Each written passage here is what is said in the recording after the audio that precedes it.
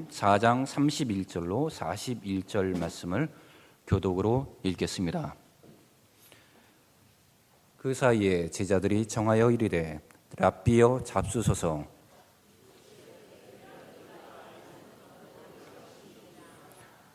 제자들이 서로 말하되 누가 잡수실 것을 갖다 드렸는가 하니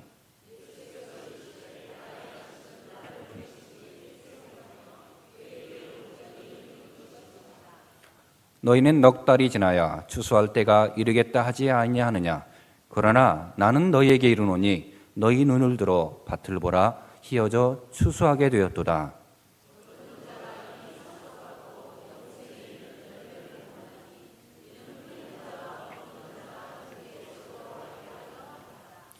그런즉 한 사람이 심고 다른 사람이 거둔다 하는 말이 옳도다.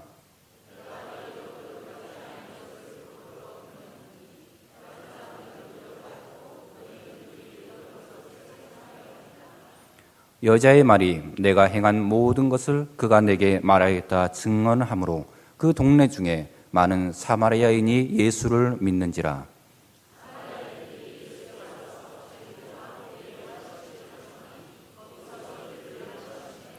예수의 말씀으로 말미암아 믿는 자가 더욱 많아.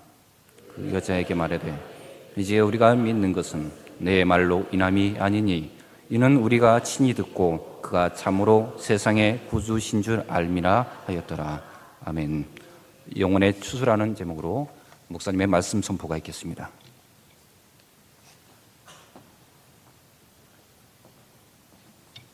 오늘 추수감사주일입니다. 우리 옆에 사람들이 같이 인사하도록 하죠. 하나님의 은혜로 감사할 일들이 많아지기를 축원합니다. 우리 성도들의 범사에 늘 감사한 일들이 주님의 이름으로 많아지기를 축복합니다. 네. 농업이 천하의 근본이라고 말합니다. 그런데 이 근간이 흔들리고 있고 농업인들이 심히 불안하며 살고 있습니다. 기상에 따라 마음 편할 날이 없습니다. 늘 하늘을 바라보며 마음 졸이고 또 일기예보를 드리며 노심초사하게 됩니다. 가뭄이 있고 장마가 있고 홍수가 있고 그리고 태풍이 불어 닥칩니다. 이렇게 고생하면서 곡식을 열매를 거두게 되는데 값이 안정되지 못합니다. 생산량이 많으면 값이 폭락하게 됩니다. 그래서 그토록 애써서 가꾼 것들을 다 갈아엎기까지 합니다. 마음이 얼마나 아프겠습니까? 또 이러한 재해로 인하여서 수확이 적어지면 값은 올라가지만 농부들의 손에 잡히는 것이 없습니다. 그리고 한순간에 다 날아가 버리기도 합니다. 올해는 참으로 기상이변으로 농사하는 분들이 마음이 고생이 많았습니다. 김장무와 값이 폭등할 것이라고 말하고 있습니다. 그런데 농부들에게 돌아가는 것은 고작 소매값의 약 20% 정도라고 합니다. 그래서 3,000원이 넘는 배추가 농부들에게는 700~800건만이 돌아가게 되고 유통 과정에서 많은 돈이 소모되고 또 값이 지불이 되고 그리고 상인들의 이익이 농업인들의 받는 싹보다도 더 많습니다. 더더군다나 중간 상인들이 농락을 부리게 되면 농업인들은 크게 손해를 본다고 합니다.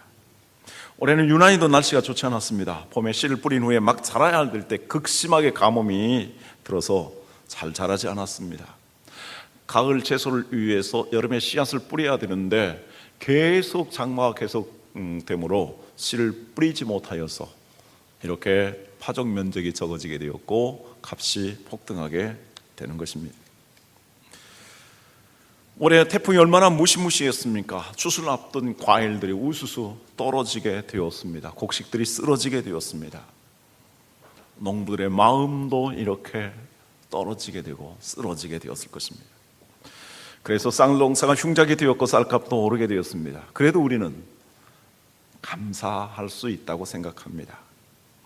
이만큼이라도 거두게 된 것은 하나님의 은혜입니다. 아직도 전국 창고에 쌀과 여러 곡물들이 몇 년치 쌓여 있다고 합니다. 세계에서 우리나라만큼 그래도 안정된 나라가 그렇게 많지 않습니다. 올 겨울에도 먹고 살 수 있으므로 우리는 감사해야 합니다. 처음 추수감사절을 지냈던 미국의 청교도 신자들에 비하면 우리는 얼마나 넉넉하게 지금 살아가고 있습니까? 그들은 많은 사람들이 죽었고 또 농사 짓는 법도 잘 몰라서 겨울에 연명할 수 있는 것을 거두었지만 하나님의 은혜에 너무 감사해서 그들은 그 거둔 것들을 놓고 하나님께 예배하며 영광을 돌리고 감사하였습니다. 6.25의 폐허 가운데에서 이렇게 넉넉하고 세계적으로 영향을 끼치는 나라가 된 것에 대해서 원조받는 나라에서 원조할 수 있게 되고 선교할 수 있는 선교받는 나라에서 선교하게 되고 그리고 세계 평화를 위해서 참여하고 이바지할 수 있는 나라가 된 것은 우리가 감사해야 할 일입니다. 이 모든 것들이 하나님의 은혜요, 하나님께서 복을 베풀어 주셨기 때문이라고 믿습니다. 할렐루야. 오늘 성경에 보면은 예수님께서 당신의 제자들에게 육신의 양식보다도 더 귀한 양식이 있다고 말씀하고 또 이러한 곡식과 과일의 추수보다도 더 고귀한 중요한 추수가 있다고 말씀하십니다. 그것은 영혼의 양식이며 영혼의 추수입니다. 34절 35절 다 같이 읽도록 하겠습니다. 예수께서 이르시되 나의 양식은 나를 보내신 이의 뜻을 행하며 그의 일을 온전히 이루는 이것이니라. 너희는 넉 달이 지나야 추수할 때가 이르겠다 하지 아니하느냐. 그러나 나는 너희에게 이르노니 너희 눈을 들어 밭을 보라. 희어져 추수하게 되었도다. 이 말씀의 배경은 이렇습니다. 예수님께서 유대에서 열심히 전도 활동을 하셨습니다. 거기서 많은 능력을 행하시고 기적을 베푸셨습니다. 그런데 이러한 역사가 일어날수록 바리새인들과 서기관들과 사두개인들, 종교의 지도자들, 이 제사장들, 이러한 특권층을 가진 사람들이 자기가 위협을 느끼면서 바로 예수님을 비난하고 죽이려고 음모를 꾀하게 됩니다. 예수님은 이제 자신의 때가 얼마 남지 아니한 것을 아시고 이제 본시 고향이었던 갈릴리 지역으로 가시려고 합니다. 유대에서 갈릴리로 가시려면 사마리아를 거치게 되는데 사마리아 사람들이 아시리아의 침략을 받을 때 그들의 문화와 종교를 받아들이고 하나님을 저버렸기 때문에 정통 유대인들은 그들을 사람 취급하지 않았습니다. 그래서 먼 길을 돌아서 가게 된 것입니다. 예수님께서는 비난을 받으면서 오해를 받으면서도 굳이 사마리아로 가게 되셨습니다. 예수님이 사마리아에 가게 된 것은 정말 신음하며 고통하는 한 영혼이 있었기 때문입니다. 예수님께서는 결혼에 실패한 여자, 그리고 사람들에게 따돌림을 받고 고통하고 있는 한 여자를 구원하시기 위해서 그곳에 찾으셨고 그에게 바로 자신이 메시아인 것을 깨닫게 해 주셨습니다. 이 여성은 정말 메시아 예수 그리스도를 간절히 기다리고 있었는데 자기의 모든 허물을 이해하시고 자기의 모든 그 수치를 다 덮어주시고 용서해 주시고 사랑해 주시는 그리고 자유케 해 주시는 그 예수님 믿음으로 말미암아 이제 동네에 들어가서 예수님을 전하게 되었습니다. 그때 제자들은 이제 점심 식사를 준비하기 위해서 동네에 갔었습니다. 점심 식사를 준비해 왔습니다. 그들은 땀을 뻘뻘 흘리면서 점심을 준비했고 정성껏 이제 주님을 대접하고 같이 나누려고 합니다. 예수님, 점심을 준비해 왔습니다. 예수님, 드십시오. 맛있게 드십시오. 그런데 예수님은 뜻밖의 이런 말씀을 하십니다. 나의 양식은 나를 보내신 이의 뜻을 이루며 온전히 그것을 행하는 것이니라. 너희는 넉 달이 지나야 추수할 때가 이르겠다라고 말하지만 나는 너에게 이르노니 눈을 들어 밭을 보아라. 벌써 희어져 추수할 때가 되었다라고 말씀하십니다. 그것은 한 영혼이 주님께 돌아왔기 때문입니다. 그것이 예수님에게는 영혼의 양식이었고 그 한 영혼이 변화를 받아 예수님을 전하게 되었습니다. 그것은 영혼의 추수를 가리키고 있는 것입니다. 이 영혼의 추수가 왜 그토록 중요한 것입니까? 세 가지로 말씀을 생각해 봅니다. 첫째는 한 사람의 영혼이 천하보다도 더 귀하기 때문입니다. 예수님은 수가성에 상처받고 따돌림 당하며 고통하고 신음하는 그의 절규를 들으셨습니다. 그래서 온갖 오해와 비난을 무릅쓰고 그 정오에 땀 흘리는 고생을 마다하지 아니하시고 수가성 물가를 찾아가신 것입니다. 이 여성에게는 고통이 있었습니다. 예수님께서 그에게 다가가서 말씀하십니다. 나에게 물을 달라. 네가 나에게 주는 물은 마셔도 목마르지만 내가 너에게 주는 물은 영생하도록 솟아나는 샘물이 되리라. 예수님, 그 물을 나에게 주십시오.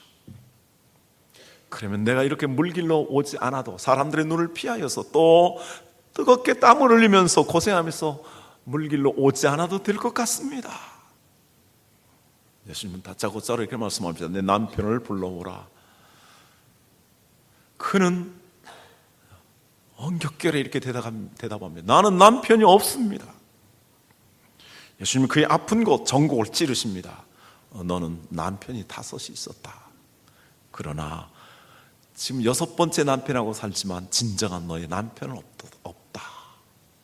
한편으로 그의 아픈 곳을 찔렀지만 다른 한편으로 그를 이해하는 말씀을 주님이 하신 것입니다.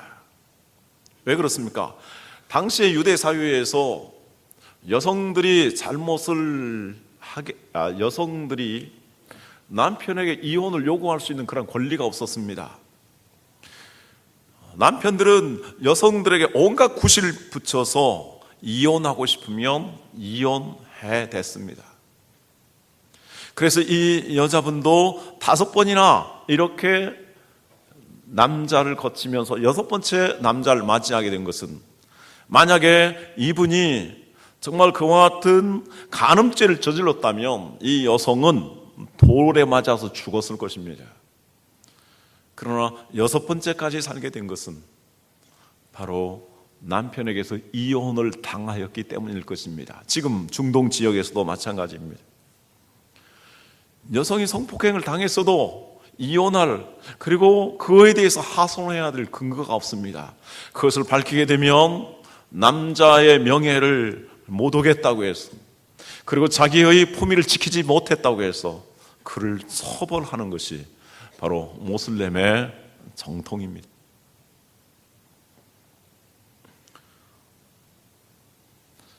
그런데 예수님께서 그래, 너에게 정말 너를 이해하고 너를 사랑하고 너를 아껴주는 남편이 없었다라고 주님이 말씀하고 계시는 것입니다. 예수님은 이 한 영혼의 구원을 위해서 그 아픈 신음소리를 정말 들으시고 해결해 주기 위해서 그 먼 길을 가신 것입니다. 예수님이 그 말씀을 하시자 그는 이렇게 말합니다. 라피요, 선생님, 나도 정말 이 가슴 아픈 그 수침 속에서 사람들에게 이렇게 주목받으며 비난받는 가운데에서 메시아를 기다리고 있습니다. 메시아 그분이 오신다면 나의 이 모든 것들을 이해하실 것이고 나의 모든 허물을 덮으시고 용서하여 주실 것입니다. 그 메시아를 기다리고 있습니다. 예수님 말씀하십니다. 내가 곧 그 메시아다. 그렇습니까? 그래서 나를 찾아오신 것입니까? 예수님이 나의 메시아인 것을 믿습니다. 그러자 그는 물동이를 버려두고 동네에 들어가서 내가 메시아를 만났습니다. 나의 모든 것들을 이해하시는 메시아이십니다. 나의 모든 허름을 덮어주신 메시아이십니다. 여러분, 그 메시아에 가셔서 그의 말씀을 들어보십시오 라고 외쳤습니다. 예수님이 한 영혼이 이렇게 천하보다 귀하기 때문에 그 영혼을 그렇게 찾아가신 것입니다. 예수님이 이 땅에 오신 목적이 무엇입니까? 예수님이 이 땅에 오셔서 십자가에 못 박혀 죽으시고 피 흘리시고 그리고 죽음에서 부활하신 그 이유와 목적은 무엇입니까? 그것은 많은 사람들의 영혼을 구원하기 위해서, 아니 나의 영혼을 구원하기 위해서인 줄 믿습니다. 그래서 하나님의 뜻을 이루며 하나님께 영광을 돌린 것이죠. 하나님 말씀 빌립보서 2장 6절에서 11절을 같이 읽습니다. 그는 근본 하나님의 본체시나 하나님과 동등됨을 취할 것으로 여기지 아니하시고 오히려 자기를 비워 종의 형체를 가지사 사람들과 같이 되셨고 사람의 모양으로 나타나사 자기를 낮추시고 죽기까지 복종하셨으니 고 십자가에 죽으심이라. 이러므로 하나님이 그를 지극히 높여 모든 이름 위에 뛰어난 이름을 주사 하늘에 있는 자들과 땅에 있는 자들과 땅 아래에 있는 자들로 모든 이름을 예수의 이름에 꿇게 하시고 모든 입으로 예수 그리스도를 주라 시인하여 하나님 아버지께 영광을 돌리게 하셨느니라. 아멘. 예수님 하나님이 영광스러운 지위와 권세를 버리시고 이 땅에 오셨습니다. 사람이 되셨습니다. 죄인들과 같이 되셨습니다. 십자가에 매달리셨습니다. 이렇게 예수님 영광 버리시고 고난 받으심으로 말미암아 우리의 죄값을 치르셨습니다. 예수님이 사람들에게 몰려서 십자가를 지신 것이 아닙니다. 자원해서 십자가를 지신 것입니다. 우리의 죄를 다 사시기 위해서 피를 흘리신 것입니다. 그리고 예수님은 죽음의 권세를 깨뜨리시고 부활하셨습니다.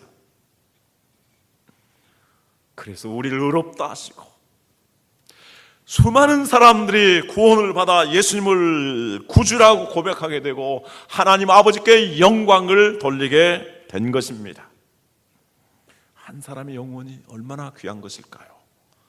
예수님이 어리석은 부자에 대해서 이 말씀을 하십니다. 한 부자가 있었습니다. 그는 농사를 잘 지었습니다. 얼마나 농사가 잘 지었던지 창고를 여러 개 더 증축했는데도 불구하고 쌓을 곳이 없을 정도로 풍년이 들었습니다. 그는 그 곡식들을 바라보면서 이렇게 자유합니다. 내 영혼아, 이제 쌓을 곳이 없이 가득 얻었으니 이제 먹고 마시며 즐기자. 하나님이 그에게 말씀하십니다. 어리석은 자여, 오늘 밤 내가 내 영혼을 거두며 이 쌓은 모든 것들이 무엇이 되겠느냐?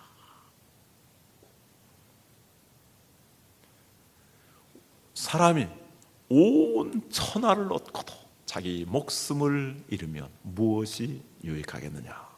사람의 목숨이, 사람의 영혼이 천하보다도 귀하다고 말씀하십니다. 마태복음 16장 25절 같이 읽습니다.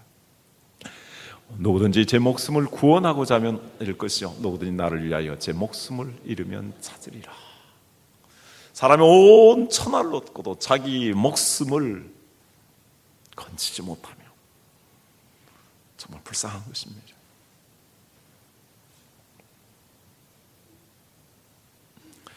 육신의 양식과 영혼의 구원, 어느 것이 더 중요합니까? 생각해 보십시다. 제자들의 관심은 주님을 따라다니면서도 모든 것을 버렸기에 이제 먹고 사는 것이 중요해졌습니다. 물론 사람에게 먹고 사는 것은 생존에 있어서 가장 기본적으로 중요한 것입니다. 그러나 가치 있는 삶을 살아야 됩니다. 먹기 위해서 살아가는 것이 아니라 살기 위해서, 가치 있는 삶을 살기 위해서 일하고 먹는 것이 아니겠습니까? 그들은 넉 달이 지나야 곡식을 거두게 될 것이라고 생각하면서 지금 농한기에 배고픔에 대해서 안타까워하고 있습니다. 그러나 예수님께서 말씀하십니다. 나의 양식은 저 밀이나 보리를 거두는 것이 아니고 열매를 거두는 것이 아니고 영혼을 거두는 것이다 하면서 영혼의 양식이 귀하다고 말씀합니다. 육신의 양식은 먹어도 배가 고픕니다.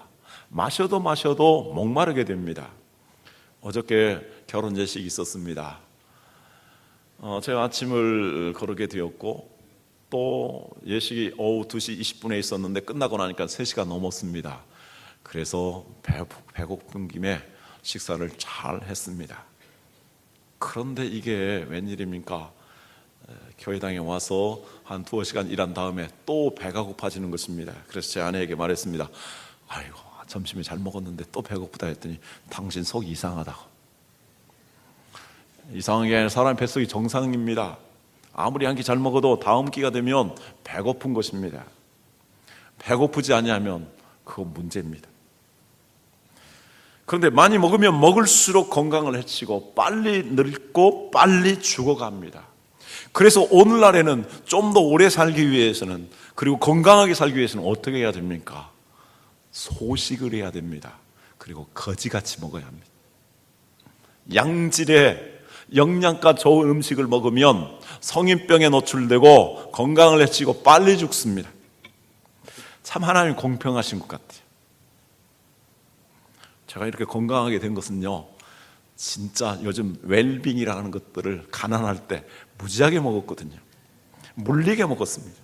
그래서 튼튼하고 건강합니다.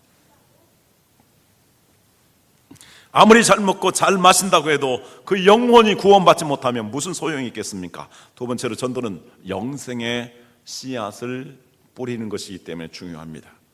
열매를 거두기 위해서는 씨앗을 뿌려야 됩니다. 씨앗을 뿌리지 않으면 절대로 거둘 수가 없습니다.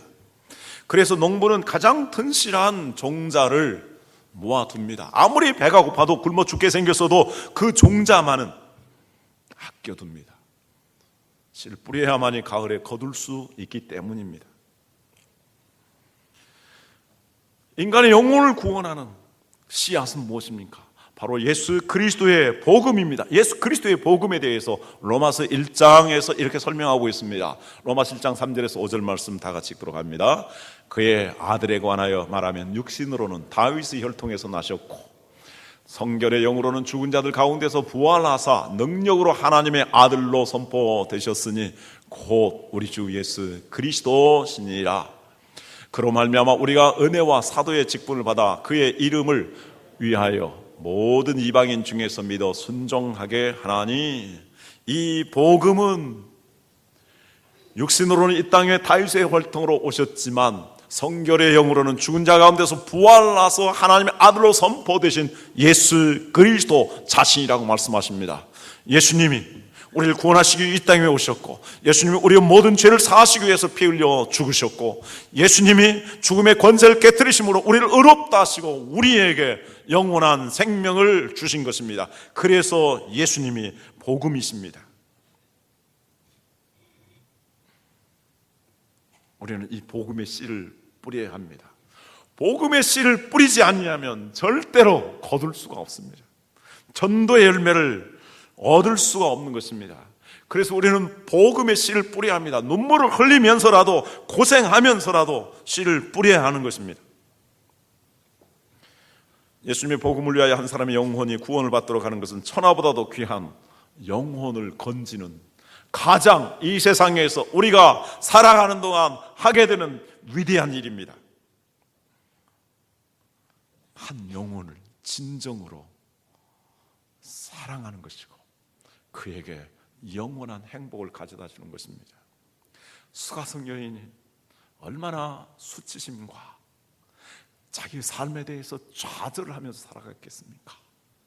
그런데 그 모든 것을 알아주신 예수님, 그리고 덮어주시는 예수님, 그리고 마지막에 그 죄값을 해결하기 위해서 십자가에 피 흘려 죽으신 주님, 그 주님을 만남으로, 그 주님을 믿음으로 말미암아 그가 얼마나 자유롭게 되었겠습니까? 그래서 그가 얼마나 행복했으면 물동이를 내던지고 동네에 들어가서 여러분 내가 메시아를 만났습니다 라고 소리치며 외쳤을까요? 그것이 그 속에서 솟아나는 영원한 샘물이 된 것입니다. 이처럼 전도는 영혼을 사랑하는 가장 귀한 이웃 사랑입니다. 그에게 가장 큰 위대한 선물을 주는 것입니다. 예수 그리스도의 생명을 주는 것입니다. 그래서 의롭게 되고, 그래서 영생을 얻게 되고, 그래서 천국에 들어가고, 그래서 하나님의 아들로서 천국을 상속받게 되는 것입니다. 그리고 이 땅에서도 풍성한 삶을, 행복한 삶을 누리게 되는 것입니다. 이 귀한 것이 전도의 씨 뿌림으로 이루어집니다. 마지막으로 생각하고자 하는 것은 이 전도의 씨앗을 뿌리면 바로 영혼을 거두는 추수의 기적을 낳는다라는 것입니다. 예수님이 한 사람에게 복음을 전했습니다. 그가 이 구원을 받고 동네에 들어가서 많은 사람들에게 예수님을 전했습니다. 39절에 이렇게 말하고 있습니다. 여자의 말이 내가 행한 모든 것을 그가 내게 말하였다 증언하므로 그 동네에 많은 사마리아인들이 예수를 믿은지라. 사마리아인들이 예수께 와서 자기들과 함께 유하시기를 청하니 거기서 이틀을 유하시매 예수의 말씀으로 말미암아 믿는 자가 더욱 많아 그 여자에게 말하되 이제 우리가 믿는 것은 내 말로 인함이 아니니 이는 우리가 친히 듣고 그가 참으로 세상의 구주이신 줄 알미라 하였더라. 예수님이 한 사람 전하였는데 그가 다른 사람들에게 또 전도했습니다. 그러자 그들이 예수님에게 와서 말씀을 들으니 너무 송이꼴같이 달고도 귀한 말씀입니다. 그래서 예수님을 붙잡고 여기에 좀 계십시오. 우리가 그 말씀을 듣기를 원합니다. 예수님이 바쁜 일정이심에도 불구하고 이틀 동안 거기에 머무시면서 하나님의 말씀을 전하였습니다. 천국 복음을 이들이 받고 그들이 환희에 차게 되었을 것입니다. 예수님이 이것을 보시고 바로 눈을 들어 밭을 보라. 휘어져 추수할 때가 되었다. 영혼의 추수의 계절이 되었다고 말씀하고 계신 것입니다. 추수는 어떻게 이루어집니까? 하나의 씨앗을 뿌렸는데 30배, 60배의 결실로서 얻은 것입니다. 이것은 하나님께서 자연 속에서 일어나가시는 기적입니다. 영적인 면에 있어서도 한 사람 전도했더니 수많은 사람들이 그로 말미암아 구원을 받게 되는 역사가 일어납니다. 갈라디아 6장 6절에서 8절 같이 읽도록 합니다. 가르침을 받는 자는 말씀을 가르치는 자와 모든 좋은 것을 함께 하라. 스스로 속이지 말라. 하나님은 업신여김을 받지 아니하시나니 사람이 무엇으로 심든지 그대로 거두리라. 자기 육체를 위하여 심는 자는 육체로부터 썩어질 것을 거두고 성령을 위하여 심는 자는 성령으로부터 영생을 거두리라.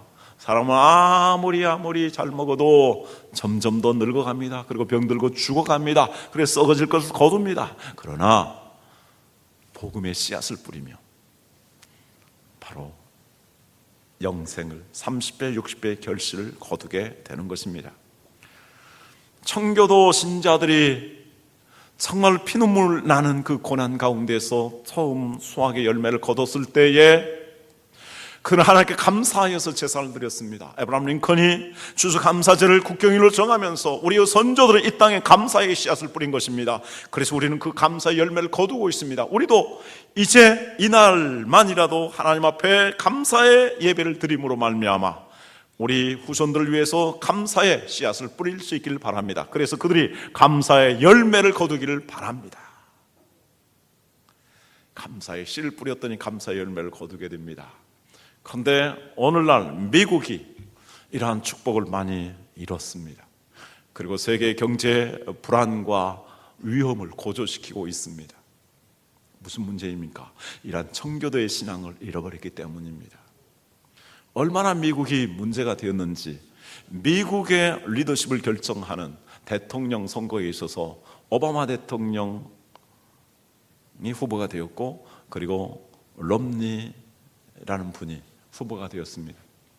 저는 개인적으로 오바마 대통령이 낙태를 찬성하고 있는데 그거에 대해서 매우 반대합니다. 그래서 그 점에 있어서는 좋아하지 않습니다. 럼니 그분은 바로 몰몬교 신자입니다. 이번에 대통령 선거에서 몰몬교의 본거지인 유타주에서는 아주 많은 사람들이 절대적으로 럼니를 지지했습니다. 그런데 하나님이 간섭하지 않았나라고 생각합니다. 태풍이, 허리케인이 엄청나게 세게 불어닥쳤습니다. 그래서 유세를 제대로 못하게 되었습니다. 그 지역에서. 그런데 뉴저지주 가장 피해를 많이 받았는데 그 주지사가 오바마 대통령을 초청해서 헬리콥터를 타고 다니면서 이제 구호 활동을 같이 펼치면서 오바마 대통령을 막 극찬하게 되었습니다. 그런데 이분은 공화당 출신입니다. 그래서 이번에 떨어지게 되는데 결정적인 역할을 한 사람이 바로 그 뉴저지주 주지사라 이렇게 말합니다. 그래서 공화당에서는 그를 역적이라고 이렇게 말하고 있습니다. 그런데 하나님께서 그래도 기독교의 이름으로 세워진 나라에 몰몬교가 지금까지 기독교 신자들이 아닌 사람이 대통령이 된 적이 없었는데 그렇게 된다면 어떻게 되겠습니까?